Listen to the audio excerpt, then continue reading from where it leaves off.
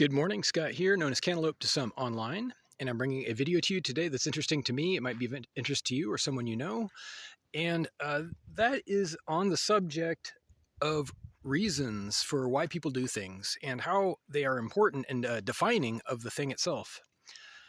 I'm going to say that hopefully in a better way. So what I mean is things are defined by their context largely, pretty much exclusively.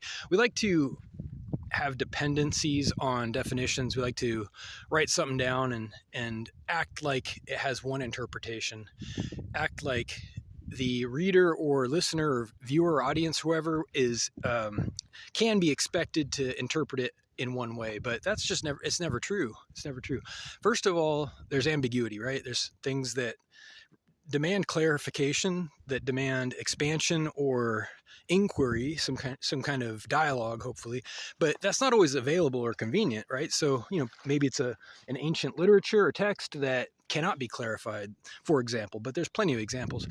In any case, the reason for the thing, that is to say the cause of it, is half of its definition, if you really think about it. If you're logical about it, if you think a symbol might mean one thing or another, how do you find out what it means? Well, you look at the context, obviously. The reason for it, what's surrounding it, the big picture, and the effect that it has, really, that's the other part. So there's cause and effect defining the event in the middle, what we call the instant event. So the reason I mention this is because a lot of people seem to be a little bit confused, that people I've heard recently and in general, confused about whether or not an action is acceptable or appropriate, when it should be allowed, should it be illegal, should it be legal. And every single time these people are making the same mistake, that that an action or something or anything out of context can have meaning. And it simply doesn't. It doesn't. You cannot expect people to understand what a word means without the rest of the sentence, let alone the whole book or whatever around it. So to answer the question of whether a particular behavior is allowable, supportable, helpful, constructive, or, criminal, destructive, toxic, it depends on two things only every time: motive and effect.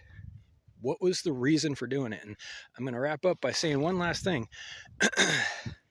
You can predict, because of this is a fact, you can predict the outcome of a decision, of a behavior, of an event that's going to happen, that has happened. You can already tell just by looking at the reason for it, what direction it's going to go in. This is an actually amazing tool to predict things. The reason, the motive for it, was it selfish? Was it toxic? Was it commercial? Because let's be honest, commercial enterprises are selfish. We're trying to pay some bills. Somebody's trying to pay their employees or their bills, or they're trying to profit in some way by definition. And this isn't a digression into commerce and its hazards, but you can tell. The point is, you can tell by the reason for a thing what direction it's going to go in as far as being helpful or healthy. So I like to answer this particular question because no matter how many times I say it, people don't understand it for some reason. They go right back to trying to make a rule about an event out of context, and it never works. All you're ever going to do is be unfair and confused.